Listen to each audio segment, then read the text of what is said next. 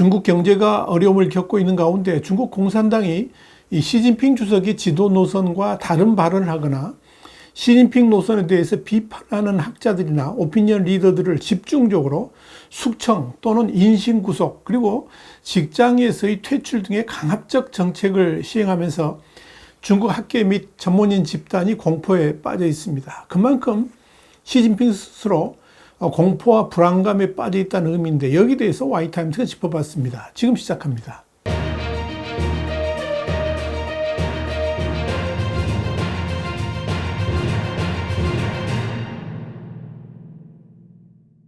영국의 파이낸셜 타임스는 현지 시간으로 23일 시진핑의 중국 학계에 대한 통제 강화라는 제목의 헤드라인 기사에서 시진핑 중국 국가주석이 이끄는 공산당 지도부가 학계에 대한 통제와 탄압을 강화하면서 중국 학자들이 실종되거나 퇴출당하는 사례가 잇따르고 있다. 이렇게 보도했습니다. 우크라이나에 대한 러시아의 전면 침공을 가장 두드러지게 비판했던 중국 학자 중 한 명이 조기 은퇴를 강요받으면서 중국 정부의 학계 탄압으로 인한 최신 희생자가 되었다 그러면서 2022년 전쟁이 발발하자 중국 정부 고위 고문이자 상하이시 당교 교수인 후웨이는 베이징 그러니까 중국 지도부가 블라디미르 푸틴과의 관계를 가능한 한 빨리 단절해야 한다고 주장하면서 중국 내에서 격렬한 온라인 논쟁을 불러일으켰는데 이는 러시아 대통령과 긴밀한 관계를 유지하려는 시진핑의 정책에 직접적으로 어긋나는 입장이었다라고 짚었습니다. 파이낸셜 타임스는 이어서 후 교수의 주장이 중국 내에서 확산되자 중국 공산당은 지난해 59세에 불과한 후 교수를 당교에서 강제 은퇴시켰다 그러면서 중국 지도부에 조언했던 저명 학자의 은퇴 연령치고는 너무 일렀다라고 지적했습니다.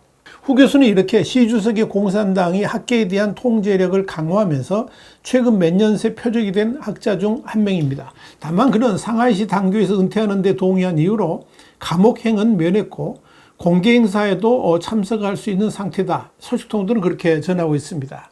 파이낸셜 타임스는 중국은 해외에는 물론 중국에 거주하는 지식인들을 표적으로 삼아 정치, 국제관계와 같은 전통적으로 민감한 주제뿐만 아니라 어려움에 부닥친 중국 경제에 대한 논의도 억압하고 있다 그러면서 일부 학자들은 당국에 의해서 알려지지 않은 혐의로 구금돼서 대중시야에서 사라졌고 다른 일부 학자들은 대학이나 소속기관에서 해고되기도 했으며 심지어 소셜미디어 계정이 취소되거나 다른 형태의 행정적 또는 법적 처벌을 받은 경우도 있었다라고 전했습니다.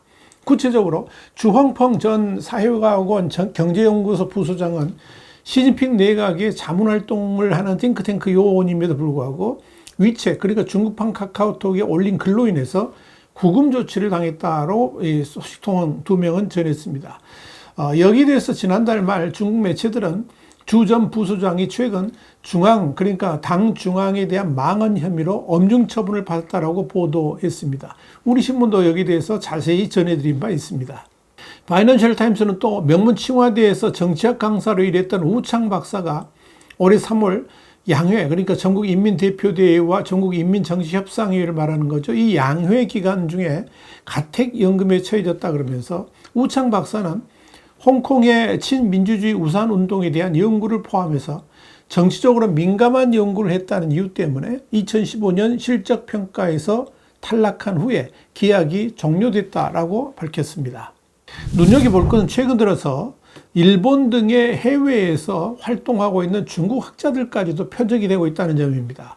파이낸셜 타임스에 따르면 일본 아시아대학 정치학과 파닌타오 교수가 지난해 고향 상하이로 돌아오던 중에 실종이 됐습니다. 일본 정부는 그와 관련된 사건에 대해 조사하고 있다고 밝혔지만 이 중국과의 외교적 충돌 가능성 때문에 더 이상 진전이 이루어지지 않고 있습니다. 파이낸셜 타임스는 일본 고베가쿠인 대학의 후수인 교수도 지난해 중국 여행 도중에 실종되었는데 대학 측은 지난 3월 그의 행방을 아직 모른다라는 입장을 밝혔다. 이렇게 전했습니다. 여기에 대해서 일본 캐논 글로벌 연구소의 미네무라 겐지 수석 연구원은 일본이 확실히 표적이 된 것 같다 그러면서 중국이 미국과 안보 협력을 강화하는 일본에 대한 압력을 가하고 있다. 이렇게 견해를 밝혔습니다. 파이낸셜 타임스는 이어서 탄압받은 중국 소수민족 학자들 사례도 소개를 했습니다. 저명 위구르 민족 학자인 라일레 다우트는 2017년에 실종이 됐는데 비밀 재판을 통해서 종신형을 선고받았다는 외신 보도가 지난해 9월 나온 바 있습니다. 중국 외교부는 자국 학자들에 대한 탄압 여부와 관련해서 구체적인 상황을 알지 못한다 그러면서도 원칙적으로 중국은 외국과의 학술 교류에 개방적인 태도를 유지하지만 악의적인 추측과 중국에 대한 근거 없는 중상에 반대한다 하는 입장을 밝혔습니다. 이와 관련해서 미국 프린스턴 대학의 페리 링크 명예교수는 마오쩌둥 전 주석 통치 기간 중국은 교수들의 근무 조건, 자녀 학교 등까지 엄격하게 통제했다 그러면서 당시보다는 완화됐지만 중국 당국의 통제는 샹들리에의 아나콘다처럼 언제든 선을 넘는 사람에게 닥칠 수 있는 위협이 되고 있다라고 말했습니다. 페리 링크 명예교수는 이어서 공산당 위원회가 각 대학에서 결정을 내린다는 근본적인 사실은 마오쩌둥 시절이나 지금이나 달라지지 않았다라고 덧붙였습니다. 지난 2021년 12월 21일 영국의 BBC 중문파는 시진핑이 이미 마오 말기에 진입했다 하는 제목으로 세계적인 중국 문화 대혁명 연구자인 숭융이와의 인터뷰 기사를 실은 바 있습니다.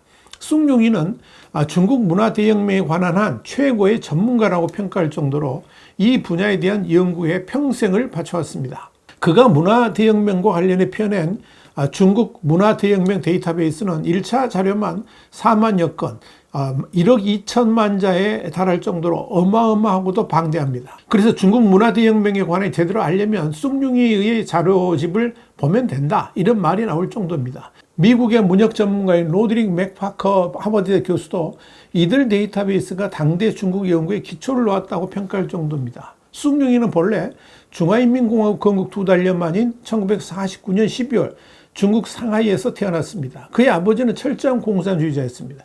집안이 이 정도니까 숭융이 또한 어릴 적부터 마오쩌둥과 공산당을 열과 성을 다해 호위하고 장차 미사일 설계사가 돼서 조국에 이바지하겠다, 이런 홍색 기상이 넘쳐났습니다. 그런 그가 17살 때 문화대혁명을 만나게 됩니다. 그런데 숭융이가 만난 문화대혁명은 자신이 숭배했던 공산주의 사상에 대해서 완전한 배신감을 느끼게 되는 계기가 됩니다.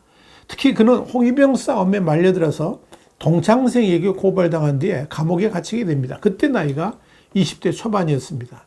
그는 5년 반 가까이 캄캄한 지하에서 감옥 생활을 하면서 스스로 목숨을 끊을 생각까지 했었고 심지어 단식 농성까지 했다고 합니다.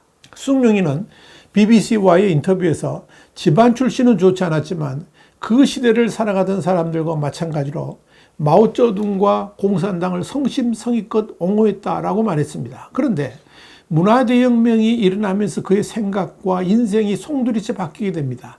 그는 당시를 회고하면서 문화대혁명이 일어난 후 나타난 일련의 사회적 난맥상은 마오쩌둥이 일으킨 문화대혁명의 본질과 중국의 미래를 고민하게 만들었다라고 말했습니다. 그는 감옥에서 마오쩌둥 전집 4권, 마르크스 엥겔스 저당 4권, 레닌 선집 1권 등 각종 서적을 보고 또 보면서 문화대혁명과 마오쩌둥은 당시 신문에 선전했던 것과는 본질 자체가 다르다는 걸 깨닫게 됩니다. 그때부터 숭융이는 마오쩌둥과 문화대혁명의 실체와 본질을 파헤치겠다라고 마음먹게 됩니다. 숭융이는 그 당시 생각의 생각을 거듭한 끝에 3가지를 깨닫게 되었다고 합니다. 첫째, 마오쩌둥은 항일 전쟁 때 정작 항일은 하지 않고 공산당 역량 키우는 일만 하면서 국민당을 누르고 천하의 패권 잡는 일에만 열중했다는 점을 마오 선집에서 알 수 있게 됐습니다. 둘째, 마오쩌둥은 건설할 줄은 모르고 오직 파괴하는 일만 잘하는 사람이었다는 것을 깨닫게 됐습니다. 특히 마오의 호남운동 시찰 보고를 보면 그의 행적이 너무나도 잘 나타나 있는데 거기를 보면 마오가 어떻게 사람을 속이고 어떻게 파괴하는지를 구체적으로 볼 수 있습니다. 셋째, 마오쩌둥은 서양 세계나 과학은 모르고 오로지 권술, 그러니까 권모술수에만 능한 허풍쟁이였습니다. 또 마오의 행동은 모순이 너무나도 많았습니다. 그런데 흥미로운 것은 이 마오쩌둥의 말년 시기에 나타난 병적인 행동들이 지금 시진핑 주석에게서 나타나고 있다는 겁니다. 숭융이는 한마디로 시진핑은 이미 마오쩌둥의 말기에 접어들었다라고 진단했습니다. 정치 심리적인 분석에 근거해서 그렇게 말한 겁니다.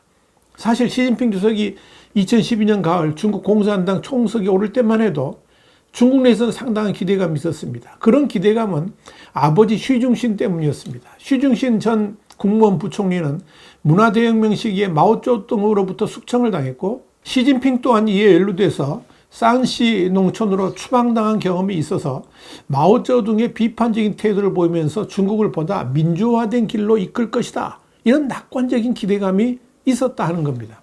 특히 시중시는 당내에서도 덩샤오핑과 같은 개명파여서 시진핑 역시 부전자전으로 중국의 개혁 개방을 한층 심화시킬 것으로 여겨졌습니다. 그런데 집권 3기를 넘어선 지금의 시진핑은 이런 기대를 완전히 허물어 버렸습니다. 그의 강권 통치는 마오쩌둥의 그림자를 보게 하고 있고, 대외적으로도 중국의 전랑 외교는 국제 질서에 충격을 주면서 광범위한 우려를 주고 있다는 것이 숭룡이의 평가입니다. 숭룡이 이어서 중국 내에서 문화대혁명에 대한 연구는 이미 사라졌다 그러면서, 반면 마오쩌둥 당시의 문화대혁명이 시진핑 시기의 정치운동으로 이미 절정을 이루고 있다라고 비판했습니다. 그런데 지금의 시진핑에게서 말년의 마오쩌둥 모습이 보인다고 말하는 것은 그의 정신 상태 때문입니다. 마오는 말년에 아무도 믿지 못했습니다. 심지어 충복들조차 의심했습니다. 그러다 보니까 마오의 말년에는 끊임없는 숙청들이 단행됐습니다. 시진핑은 지금 측근조차도 믿지 않습니다. 그래서 자신이 직접 임명한 그리고 발탁한 장관급 인사들을 포함해서 군부 지도자들까지도 사정없이 숙청해버렸습니다. 어찌 보면 자신의 수족들까지도 잘라버린 셈인데, 이는 그만큼 주변 사람들조차 제대로 믿지 않는다는 것을 의미합니다. 이것이 바로 독재자의 함정입니다. 그렇다면 학자들은 왜 이렇게 숙청을 하고 있을까요? 자신과 다른 생각이 인민들에게 퍼지는 것을 원치 않기 때문입니다. 그만큼 정권의 존립조차도 불안하다는 뜻일 겁니다. 그만큼 시진핑은 지금 의심도 많아지고 불안감도 커졌습니다. 이런 시진핑이 과연 언제까지 버틸 수 있을까요? 두고 볼 일입니다. YTN 국제정세 분석의 주북이었습니다. 감사합니다.